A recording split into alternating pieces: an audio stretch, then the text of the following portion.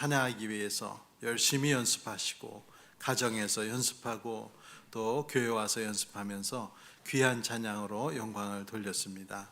우리 앞서 수고해 주신 우리 방주연 지휘하신 집사님께도 감사하고 또 두 반주자님께도 감사하고 모든 대원들에게 감사합니다. 우리 한번 격려의 박수 한번 다시.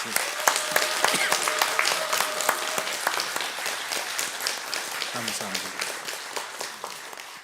오늘 김방식 장로님이 진짜 산타가 온 줄 알고 깜짝 놀랐습니다. 사진 한 장 보여드립니다. 이 사진은 1910년도 함흥에 있는 신창리교회 주일학교 소년반의 성탄절 모습입니다. 설교단 뒤에는 크리스마스 트리를 장식했고요. 또 설교단 위에는 주전자와 컵과 접시가 보이는데 성찬용 포도주와 은잔과 떡이 있습니다. 또 오른쪽에는 작은 오르간이 하나 보이고 그 오르간 위쪽에 작은 성탄 카드들을 이렇게 줄에다가 달아놓은 것 같습니다. 소박하고 단아한데요.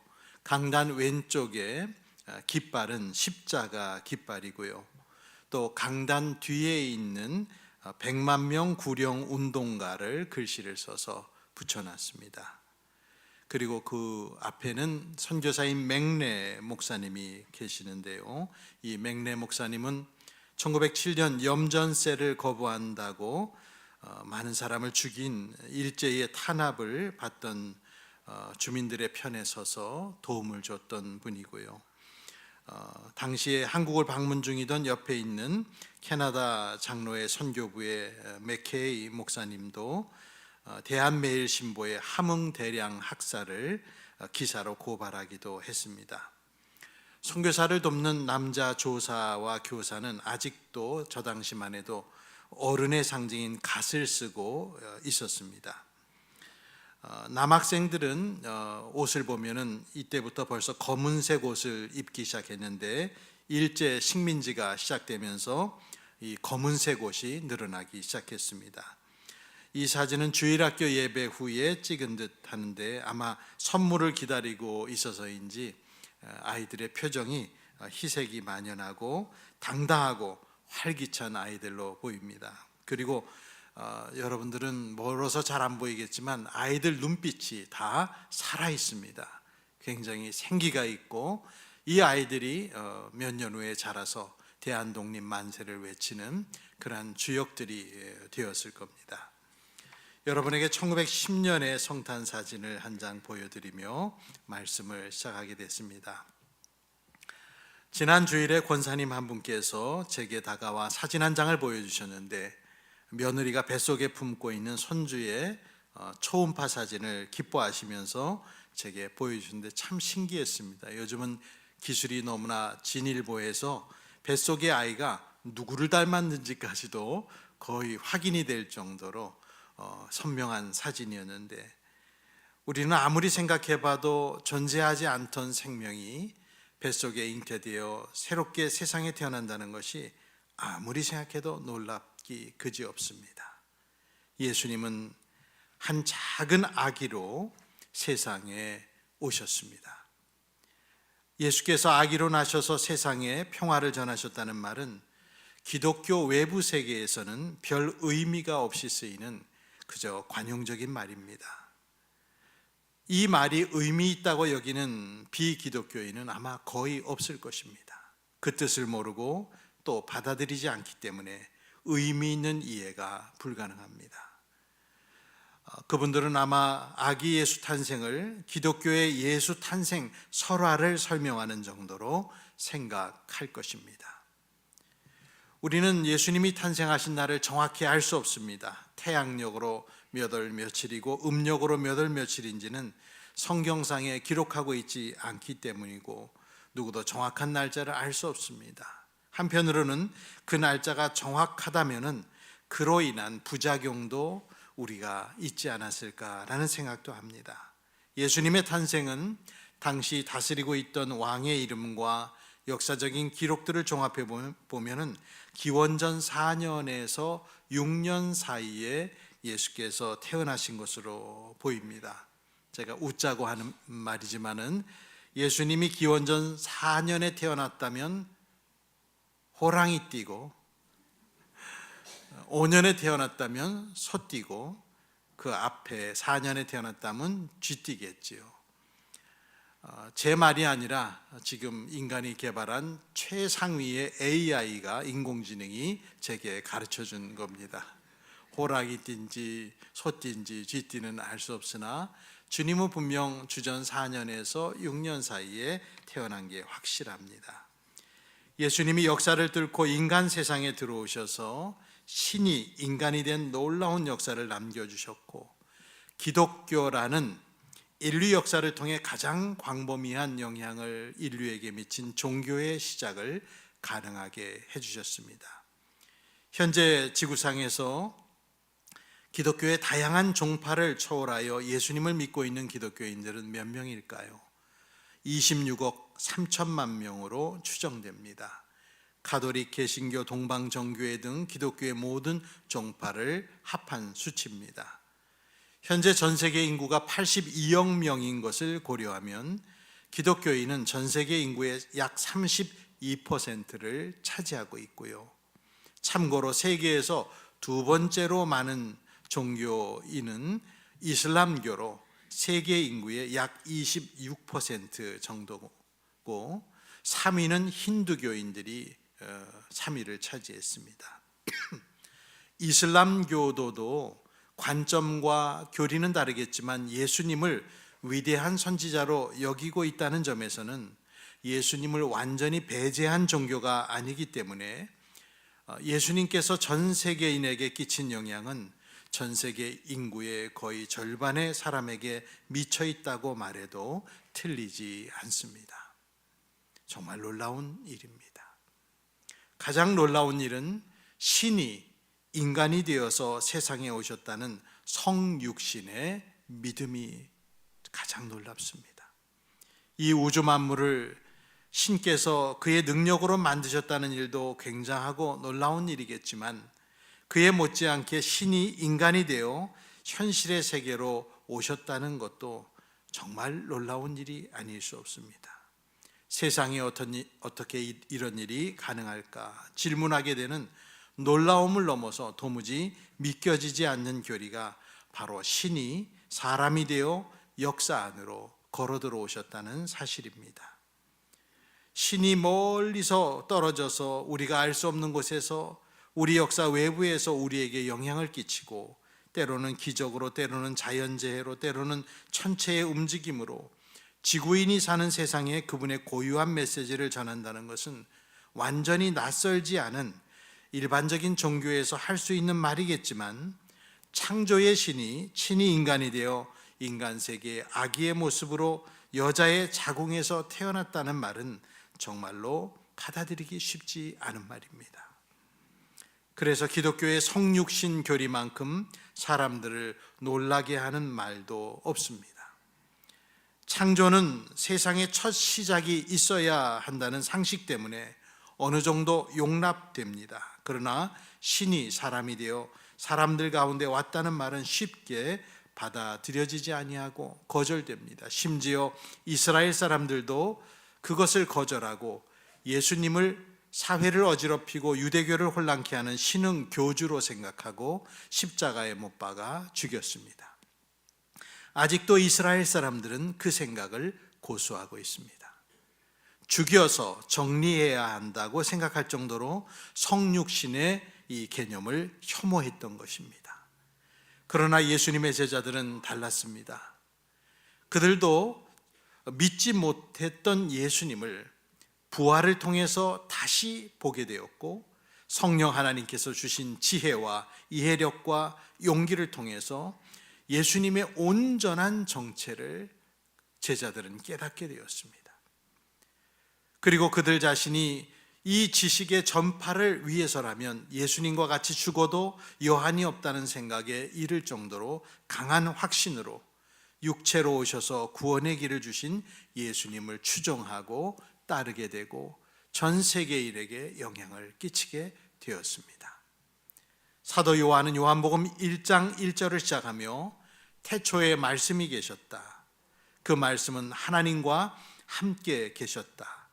그 말씀은 하나님이셨다라는 구절로 장엄한 복음의 역사를 서술하기 시작했습니다. 헬라어 로고스라는 다층적 의미를 가진 단어를 뽑아서 창조의 순간에 삼위일체 하나님으로 존재하셨던 예수님을 설명하기를 원했습니다. 요한복음 1장 1절에 우리말로 말씀이라고 번역된 원어인 로고스는 그 당시 헬라 철학계에서는 우주의 근본 원리를 뜻하기도 했고 궁극적 진리를 묘사할 때도 사용되었고 이성적인 원리로도 사용된 단어가 말씀이라는 단어로 적힌 로고스라는 단어입니다. 요한은 이러한 로고스라는 단어를 차용하여서 예수 그리스도를 가리키는 독특한 기독론적 개념으로 사용했습니다. 이것을 통해 요한은 예수 그리스도가 영원부터 존재하신 하나님이며 창조자이자 계시자임을 선언했습니다. 예수께서 우리 인간의 역사 안으로 진짜 사람으로 오셨음을 우리 기독교인들은 이 순간도 믿고 있습니다. 예수님을 직접 자기 눈으로 보았었고 손으로 만졌었고 영광을 목격했던 제자 요한은 요한복음 1장 14절에 그 말씀은 육신이 되어 우리 가운데 사셨다 그렇게 말합니다. 창조의 주체이기도 한 신께서 우리 가운데 육신이 되셔서 사셨다라는 이 표현은 세상을 진동하게 할 만한 뉴스 중에 뉴스입니다. 제자들은 예수님께서 십자가에서 죽으시고 다시 살아나시기 전에는 창조의 신이 그들 가운데 오셔서 사셨다는 것을 잘 몰랐습니다. 예수님께서 비범한 분이라는 것은 그분이 병을 고치고 기적을 행할 때 느꼈고 몇 개밖에 안 되는 음식으로 수천 명을 먹일 때 느꼈지만은 창조자가 이 땅에 오신 정도로는 인식하지 못했습니다. 예수님께서 갈릴리 바다의 풍랑을 말씀만으로 잔잔케 하셨을 때 그 순간 제자들은 놀라면서 이분이 누구이기에 바람과 바다까지도 그에게 복종하는가라고 놀랬을 뿐이지 하나님이 사람이 되어 이 땅에 임하셨다는 정도의 지식까지는 그때도 이르지 못했었습니다. 성경은 예수님께서 육체로 오셔서 사람들과 함께 사셨다 그렇게 알려줍니다. 우리 가운데 사셨다. 그리고 예수님께서는 마지막에 이 땅을 떠나 제자들을 떠나 오셨던 곳으로 가시면서 말씀하시기를 마태복음 28장 20절에 보아라 내가 세상 끝날까지 항상 너희와 함께 있을 것이다. 여러분 믿으십시오. 세상 끝날까지 내가 너희와 함께 있을 것이다 라고 약속하셨습니다. 이 말은 지금 이곳에 오늘 이 자리에 우리와 함께 예수께서 계신다는 말씀입니다. 과거에 성육신을 제대로 믿지 못했던 사도들이 있었다면 오늘의 사람들은 영으로 계시는 예수께서 우리와 함께 하신다는 것을 잘 믿지 못하고 또 느끼지 못하고 있습니다. 히브리서 11장 1절 유명한 성경의 말씀이 있죠. 믿음은 바라는 것들의 확신이요 보이지 않는 것들의 증거다. 며칠 전에 완역이 되어서 이제 1월이면은 전국의 서점에서 팔릴 새 한글 성경, 젊은이들에게 정말 추천하는 성경인데요. 이 새 한글 성경에서는 히브리서 11장 1절을 번역하기를 믿음은 우리가 희망하는 것들을 현실이 되게 합니다. 우리가 볼 수 없는 것들을 증명합니다. 그렇게 번역하고 있습니다. 예수님의 동행을 완벽한 현실로 느끼는 그리스도인들의 믿음은 여러분 일생을 통해 가장 위대한 믿음의 동반자, 동무가 될 것입니다.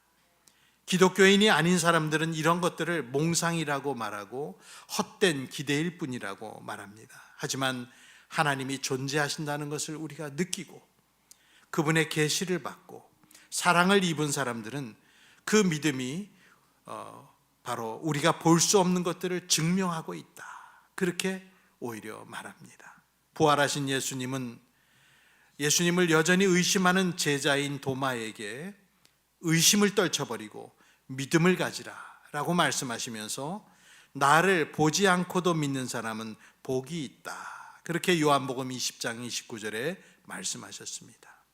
주님의 충직한 제자였던 베드로는 초대교회 교인들을 향해 베드로전서 1장 8, 9절에 말하기를 여러분은 그리스도를 본 일이 없으면서도 사랑하며 지금 그를 보지 못하면서도 믿으며 말로 다 표현할 수 없는 즐거움과 영광을 누리면서 기뻐하고 있습니다. 여러분은 믿음의 목표, 곧 여러분의 영혼의 구원을 받고 있는 것입니다 라고 축복하며 말했습니다. 저 또한 여러분을 축복하고 싶습니다. 이 불신의 시대에 자기 손으로 만져지는 것 외에는 좀처럼 그 무엇도 믿으려 하지 아니하고 물질 세계 안에 갇혀 사는 사람들이 본 일이 없는 2000년 전 그리스도를 사랑하고 믿으며 그분의 현존을 기뻐한다는 것은 우리 영혼이 구원받은 은총을 선물로 거저받았기 때문에 가능한 일입니다. 여러분에게 이 믿음을 주신 하나님을 찬양드립니다. 아기 예수로 세상에 오셔서 우리와 함께 하셨던 구세주 예수님은 지금 2024년 12월 소망인교회 교우들 한 사람 한 사람과 함께 하시는 진정한 현실, 정말 리얼 진정한 현실입니다. 그럴지도 몰라 라는 것은 믿음이 아닙니다. 함께 하신다는 성경적 믿음에 도달하지 못하면 그 사람은 아주 오랫동안 기독교인으로서의 신앙의 여정에서 헛걸음을 하고 헛발질을 하고 의구심과 회의의 시간을 보내게 될 것입니다. 예수님께서는 마르다에게 믿기 어려운 부활의 미래를 말씀으로 제시하면서 마르다에게 물으셨죠. 네가 이것을 믿느냐? 여러분에게 성육신을 온전히 받아들이는 믿음의 선물이 함께 하시기를 주의 이름으로 축복합니다. 지금 전 세계적으로 가장 유명한 핫한 기업인으로 꼽히는 사람이 누굽니까? 바로 이 일론 머스크입니다. 도로를 달리는 수많은 전기 자동차 중에 테슬라라는 자동차를 만든 사람이고 스페이스 X라는 우주 개발 사업을 통해 재사용할 수 있는 로켓을 인류 최초로 만드는 쾌거를 이루었고 우주 탐사, 소셜미디어, 인프라, 신경기술, 인공지능 다양한 산업 분야를 개척하며 혁신적인 비전을 제시하는 기업인으로 유명합니다. 그리고 또한 현재 미국의 트럼프가 대통령에 재선되면서 트럼프와 동반하여 주가 상승 중인 인물입니다. 그리고 물론 세계에서 가장 부자인 사람 중에 하나죠. 이런 주목받는 인물인 일론 머스크는 주장하기를 지금 우리가 살고 있는 세계가 현실이 아닌 세상일 가능성이 높다. 저와 여러분이 사는 이 세상이 현실이 아닐 가능성이 매우 높다고 듣도 보도 못한 말을 해서 사람들이 눈이 휘둥그레졌습니다. 일론 머스크는 우리가 살고 있는 세계가 고도로 발전된 컴퓨터 시뮬레이션일 가능성이 높다고 주장했습니다. 머스크는 우리보다 훨씬 더 발전된 미래의 문명이 지금 우리가 살고 있는 이 가상세계를 만들었을 것이라고 제안합니다. 현재 인류의 기술 발전의 속도를 그 근거로 들며 이러한 흐름이 지속된다면 미래에는 현실과 가상의 경계가 사라질 수 있다고 그는 보고 있는데, 이런 말들의 철학적인 근거는 스웨덴의 철학자 닉 보스트롬이 시뮬레이션 가설이라는 것을 통해서 이 현실이, 우리의 살고 있는 현실이 진짜 현실이 아닐 수 있다는 것을 철학자가 말했는데, 그 내용을 인용하면서 바로 인류가 실제 현실에 살 확률은 매우 낮다고 언급했는데 정말 놀라운 주장이 아닐 수 없습니다. 인류 역사상 이런 말을 한 사람은 거의 없습니다. 그것도 첨단의 과학계를 이끌며 기술을 개발하는 사람이 말했다는 사실이 놀랍습니다. 여러분, 정말일까요? 아직까지는 이 가설이 입증되지는 못하고 있지만 사람들에게 충격을 주고 있는 것은 사실이고 동조하는 사람들도 조금씩 늘어가고 있다고 합니다.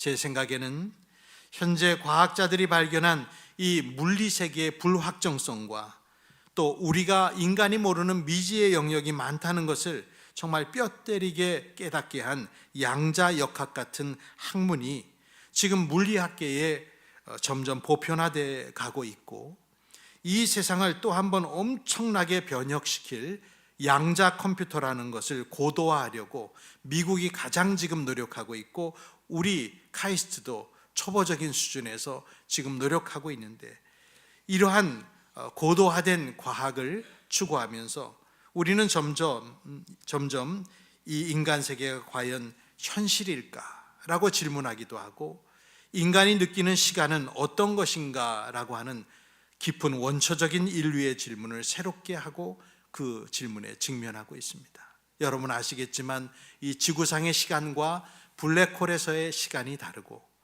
이 지상에서의 시간과 인공위성에서의 시간이 서로 다릅니다. 그래서 인공위성에서의 시계와 지구의 시계를 계속 맞추기 위해서 과학자들은 노력하고 있지만, 시간이 다르게 흐른다는 것을 아인슈타인의 논리를 그대로 증명하고 우린 살아가고 있습니다. 시간은 고정된 게 아니라는 것이죠. 우린 너무나 모르는 것이 많이 있습니다. 저는 개인적으로 이런 현대과학의 흐름과 연구들을 매우 흥미롭게 보고 있고, 이런 연구들과 담론들을 저는 보면서 우리 인간의 모든 지식과 경험과 상식을 뛰어넘는 하나님의 세계 경영과 물질 세계 창조가 웬일인지 저는 더 가깝게 느껴지고 현실로 느껴지는 역설적인 깨달음을 갖고 있습니다. 과학은 갈수록 인간의 능력이 가닿을 수 없는 영역이 새롭게 있다는 걸 밝히고 있습니다. 여러분, 137억 년 전 태초의 순간의 빛을 허블 망원경과 제임스 웹 천체 망원경을 통해서 보면 신이 인간으로 오셨다는 놀라운 성경의 선언을 다시 생각하게 되고, 창조주 하나님 그분의 광대한 능력을 저는 다시 우러르게 됩니다. 지금 화면에 보는 사진은 지구로부터 7,000광년 떨어진 천체의 무리, 그 사진입니다. 과거에는 이러한 사진을 찍을 엄두를 못 냈죠. 이 사진이 7,000광년 떨어졌다는 것은요, 지금의 현실이 아니라 7,000년 전에 떠난 모습이 우리 눈에 지금 당도에서 우리가 7,000년 전의 모습을 보고 있는 것이죠. 가장 왼쪽의 기둥의 길이는 빛으로 4년을 가야 되는 4광년의 길입니다.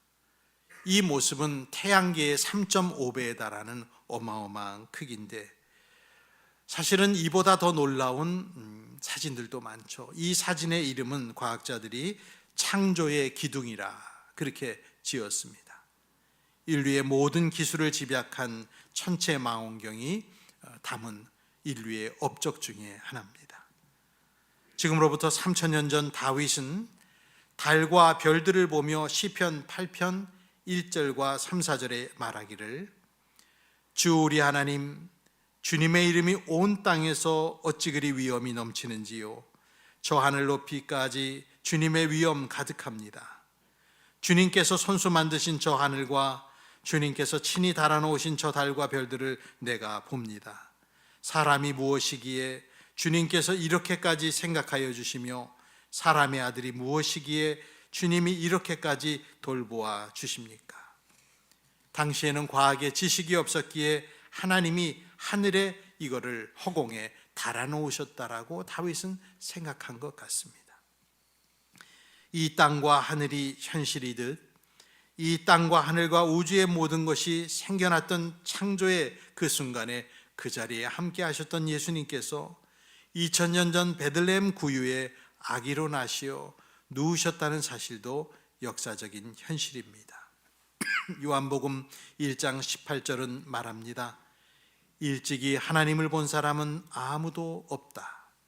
아버지의 품속에 계신 외아들이신 하나님께서 하나님을 알려주셨다. 참 구절이 묘하지 않습니까? 하나님께서 하나님을 알려주셨다. 외아들이신 하나님께서 하나님을 알려주셨다 말합니다. 사랑하는 성도 여러분, 우리가 힘써야 할 것이 있습니다. 바로 육신을 입고 이 땅에 강림하신 예수님을 따라서 우리도 육체를 가지고 나아가는 이른바 성육신의 연장으로서 살도록 힘써야 합니다. 유명한 신학의 아버지 성 어거스틴은 교회는 성육신의 연장이라는 가르침을 남겼습니다. 어거스틴은 교회 안에서 그리스도가 현존한다고 봤습니다. 교회는 그리스도의 현존과 활동이 계속되는 장소라는 생각을 그는 했던 것이죠. 교회와 그 지체인 그리스도인은 예수님이 하시고자 하신 사역을 이어가는 성육신의 연장이 되는 존재입니다. 그 말은 이 땅에 생명을 가진 모든 육체를 우리들이 사랑하며 스스로 육체가 되시며 자기 몸을 바쳐 구하고자 하셨던 세상 모든 사람을 도우려는 성육신적인 삶을 그리스도인들도 살아야 된다는 뜻입니다. 이것은 어렵다 생각하면 한없이 어려운 일이고 삶으로 생각하며 하나님께 순종하면 그저 그리스도인으로서 살아가는 일상의 삶으로 실천할 수 있는 양면적인 일입니다. 우리 예수 그리스도를 섬기는 우리들이 저는 이 세상의 평화의 사도가 되었으면 정말 좋겠습니다.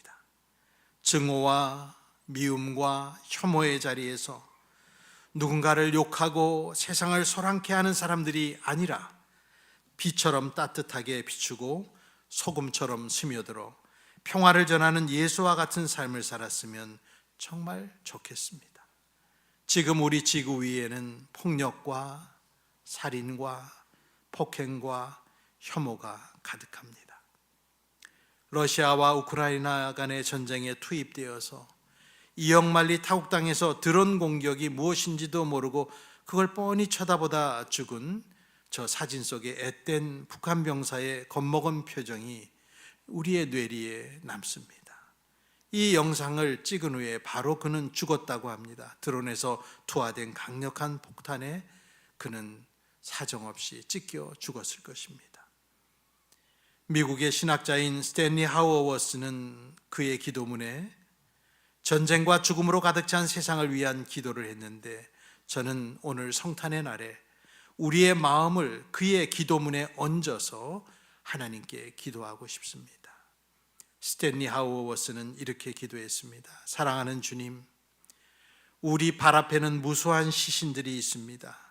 이라크인들, 쿠웨이트인들, 쿠르드인들, 크로아티아인들, 슬라브인들, 엘살바도르인들, 미국인들, 팔레스타인 사람들, 이스라엘 사람들, 유대교 사람들, 아이들, 그리스도인들, 사람들이 죽고 또 죽었습니다. 전쟁으로 죽음을 맞이한 형제자매들에게 자비를 베푸소서. 또한 우리에게도 자비를 베푸소서. 우리의 실패를 당신의 평화가 오는 길로 삼아주소서. 이 전쟁의 종지부를 찍어주소서. 전쟁이 유일한 대안이라는 생각, 우리가 손쉽게 사로잡히는 이 망상, 그리고 이 망상의 어두운 힘에서 우리를 구하소서. 우리는 스스로 평화로 가는 길에 이룰 수 없음을 압니다. 평화를 이룬다면서 또다시 전쟁을 일으키기 때문입니다. 당신의 사랑으로 우리를 몰아치셔서 우리를 당신의 평화의 도구로 삼으소서. 그렇게 죽음으로 가득한 이 세상에 생명을 가져다 주소서. 아멘이라고 그는 간절히 기도했습니다. 검으로 총으로 이기려는 사람은 총칼로 죽습니다. 아기 예수 그리스도가 이 땅에 평화를 가져오셨다는 말은 그분을 따르는 제자들이 예수님과 같은 평화의 방식으로 살아갈 것이기 때문에 그렇게 말하는 것입니다. 예수를 믿는 사람은 평화의 사람들입니다. 주님이 하시고자 했던 일들이 그분의 성육신의 연장이 된 우리들을 통해서 이 땅에서 이루어지도록 각 사람들이, 여러분들이 애써야 됩니다. 여러분의 가정에서도, 우리 교회 안에서도, 그리고 우리 사회 속에서도 우리 각각의 그리스도인들이 육체를 가지고 세상에 들어가 한 알에 썩어지는 밀알이 되도록 해야 됩니다. 주님은 육체로 오셨는데 그리스도인들은 육체를 벗어나 가상의 공간에서만 거기서 믿음을 논하고 충성을 논하고 사랑을 논하면 자기를 속이는 사람이 될 뿐입니다. 경건의 모양만 남고 경건의 능력은 없는 사람들이 됩니다. 우리는 지나간 3, 4년간의 악몽 같은 극심한 코로나 스트레스를 겪으면서 인간에게 육체가 얼마나 중요한지, 또한 육체의 만남이 얼마나 절실한지를 깨달았었습니다. 육체를 이탈한 가상의 신앙 공간에서 우리는 얼마나 우리가 허약한 존재인가를 알게 되었습니다. 정말 아무 맛도 없는 음식을 먹는 것과 같았습니다. 몸으로 살고 몸으로 영광을 돌리고 동료 인간의 육체를 돌보며 세상에 몸을 가진 존재들을 하나님 앞으로 이끌어서 부패한 세상 속에서 그들의 몸으로서 영광을 돌리도록 우리는 힘써야 됩니다. 우리의 몸을 갖고 우리의 돈을 가지고 가정과 이웃과 나라와 먼 선교지에 복음을 전해야 됩니다. 그곳에서 몸을 가진 사람들을 구원하고 이후에 온전한 육체의 구속인 부활에 그들이 참여할 수 있도록 우리는 힘써야 됩니다. 오늘 성탄의 날 한 가지를 더 결단한다면 예수님이 성육신을 통해서 가져온 위대한 본인 겸손을 더욱 본받기를 또한 여러분에게 원합니다. 빌립보서 2장을 통해서 세상에 알려진 예수님의 마음, 곧 성육신으로 보여주신 겸손의 마음이죠. 우리 함께 읽겠습니다. 여러분 안에 이 마음을 품으십시오. 그것은 곧 그리스도 예수의 마음이기도 합니다. 그는 하나님의 모습을 지니셨으나 하나님과 동등됨을 당연하게 생각하지 않으시고 오히려 자기를 비워서 종의 모습을 취하시고 사람과 같이 되셨습니다. 그는 사람의 모양으로 나타나셔서 자기를 낮추시고 죽기까지 순종하셨으니 곧 십자가에 죽기까지 하셨습니다. 아멘. 여러분, 겸손합시다. 낮아지면 다 됩니다. 겸손하면 다 풀리게 돼 있습니다. 낮추면 영육간에 강건함을 얻습니다. 높이고자 하면 병들고 탈나고 은혜가 사라지고 다툼이 일어나며 망하게 됩니다. 하나님께서는 교만한 사람을 물리치시고 겸손한 사람에게만 은혜와 영광을 주신다는 것은 아무리 세상이 흘러도 변치 않는 진리입니다. 중세의 경건한 인물이었던 토마스 아켄피스는 말하기를 배움의 보화를 많이 가졌으나 헛된 자아도취에 빠지는 것보다는 많이 배우지 못하고 그리 명철하지 못해도 겸손한 것이 낫다라고 말했습니다. 예수님을 업신여겼던 사람들은 예수님의 출신의 비천함과 보잘것없는 학력과 데리고 다니는 제자들의 초라한 면면과 만나고 다니는 사람들의 구차함과 불경건함과 불결함에 예수님을 깔봤습니다. 그리고 십자가에서 돌아가시게까지 만들었습니다.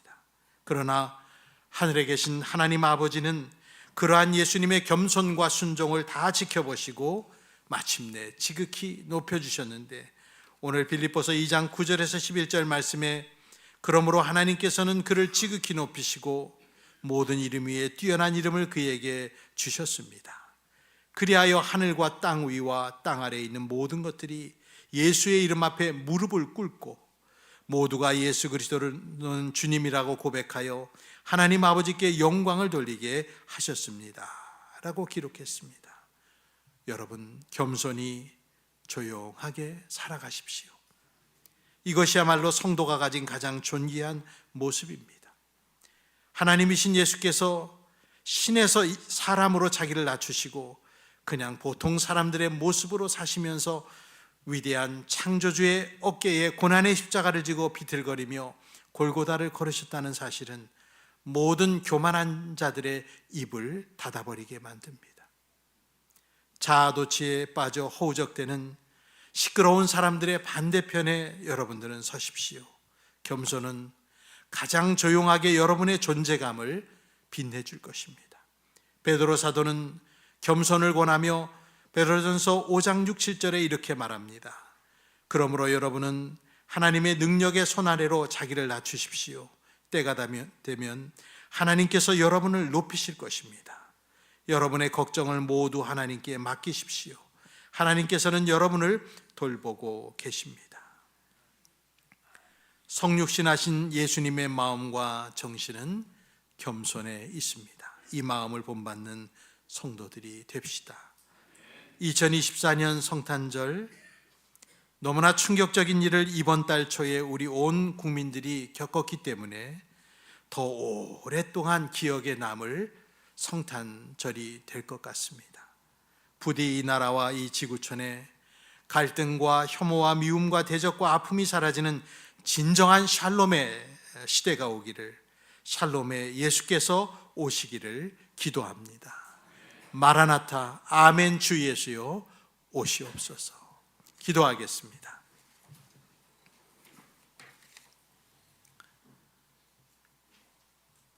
(2000년) 전 이 땅에 강생하신 아기 예수 그리스도를 찬송합니다.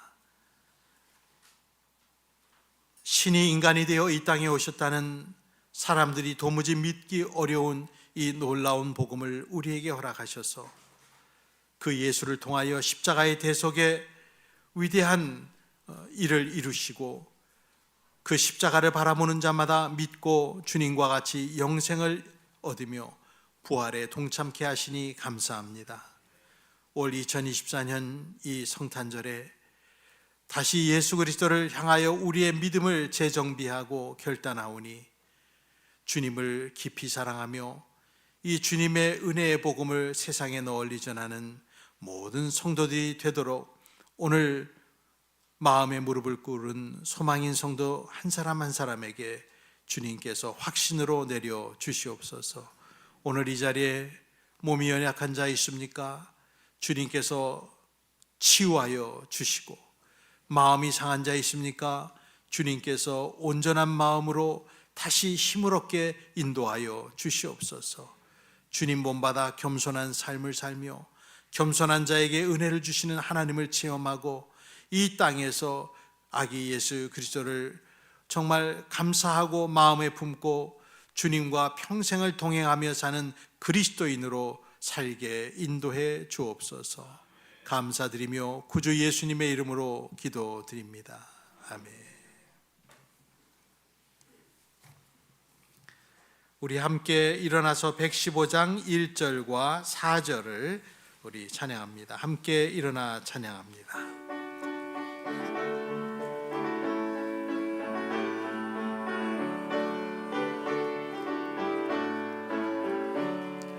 기쁘다고 주 오셨네. 만 백성 맞으라. 온 교회여 다 일어나. 다 찬양하여라. 다 찬양하여라. 다 찬양하. 은혜와 진리 대신, 은혜와 진리 되신 다 주관하시니 만국 백성 구주 앞에 다 경배하여라. 다 경배하여라. 다 경배하여라.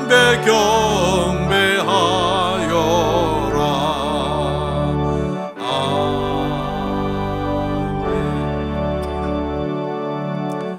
우리 오늘 성탄절인데요, 부끄러움을 무릅쓰고 옆에 있는 분들에게 메리 크리스마스 한번 인사하시죠. 네, 메리 크리스마스. 네, 네, 네, 성탄을 축하합니다. 네. 제가 축복 기도함으로 마칩니다. 이제는 이 땅에 강생하신 예수 그리스도의 은혜와 그 아들을 사람으로 보내셔서 우리를 구원케 하신 아버지 하나님의 사랑과 성령님의 은총이 2024년의 성탄절을 기쁨으로 맞이하며 주 예수 그리스도를 더욱 사랑하고 전하기를 마음에 결단하는 성도들 위해, 이 나라와 이 민족 위에, 분쟁과 전쟁이 있는 나라들 위에 영원토록 함께 있을지어다. 아멘.